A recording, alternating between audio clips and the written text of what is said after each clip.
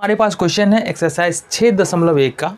अभी हमने पढ़ा है। यहाँ पर पहला क्वेश्चन है खाली स्थान भरना है। टोटल हमारे पास 3 क्वेश्चन है। पहले नंबर क्वेश्चन में यहाँ पर हमको पूछ रहा है सभी वृत्त डैश होते हैं। तो अभी हमने क्या पढ़ा कि अगर हम किसी भी त्रिज्या का वृत्त खींचते हैं, त्रिज्या कुछ भी हो, 2 वृत्त जो है हमेशा वो क्या होता है, समरूप होता है।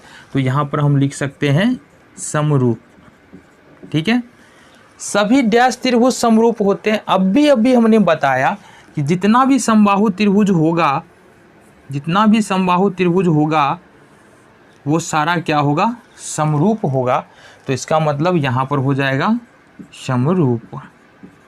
अब है भुजाओं की समान संख्या वाले 2 बहुभुज समरूप होते हैं यदि उनकी संगत कोण बराबर हो। यहाँ पर होगा संगत कोण बराबर हो और उनकी संगत भुजा समानुपाती हो। यहाँ से ये हो गया हमारा तीसरा। अब यहाँ पर बोल रहा है कि हमको उदाहरण देना है 2 समरूप आकृति की और 2 जो समरूप नहीं।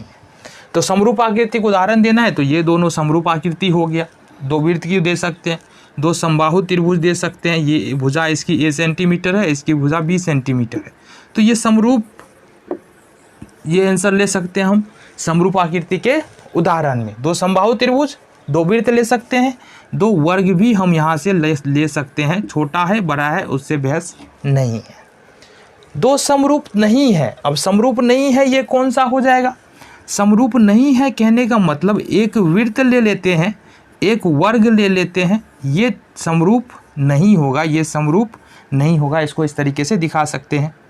और भी उदाहरण हो सकता है, कौन सा, एक आयत ले लेते हैं, एक त्रिभुज ले लेते हैं, ये समरूप नहीं होगा। ठीक है, अब आ जाओ जी, दूसरा समरूप नहीं है, ये हमारा हो गया। तीसरा क्वेश्चन कह रहा है कि क्या ये 1.5 है, 1.5 है, 1.5 है, 1.5 है।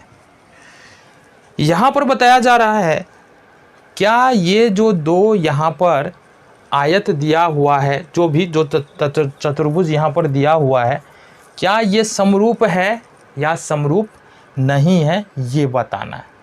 अब हमको पता है कि समरूप होने के लिए क्या ज़रूरी है। समरूप होने के लिए हमको क्या चाहिए, संगत भुजा समानुपाती चाहिए। क्या चाहिए, संगत भुजा समानुपाती चाहिए और संगत कोण बराबर चाहिए। तो यदि ये वर्ग है तो इसका तो ये 90 डिग्री हो जाएगा। ठीक है, अब यहाँ ये कोण दिया नहीं है। एक चीज़ हमको दिया है, वो क्या दिया है कि SR दिया है 1.5। यदि हम SR/DC लिखें, SR/DC, ये निकल के आता है हमारा 1.5। SR का मान है 1.5 और DC का मान है 3। तो यदि इसको हम काटेंगे तो ये निकलेगा 1/2। इसी तरीके से लिखे SP/DA, ये निकाले तो ये भी होगा 1.5/3।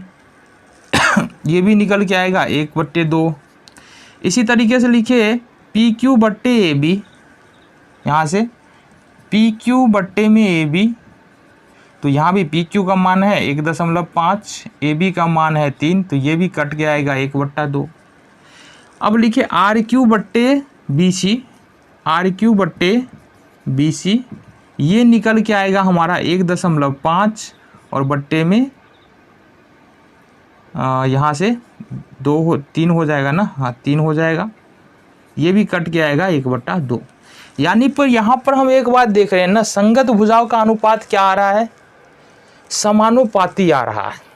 तो अगर हम देखें, अगर ये कोण यहाँ से बराबर आएगा, अगर ये कोण बराबर आएगा तो ये क्या हो जाएगा, ये हो जाएगा समरूप। यदि ये कोण यहाँ से बराबर नहीं आएगा तो ये कहने का मतलब है यदि SR/DC है, SR/DC है, ठीक है, और फिर SP/DA है।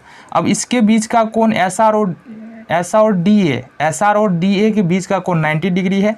यहाँ पर DC और DA के कोण का बीच 90 डिग्री है।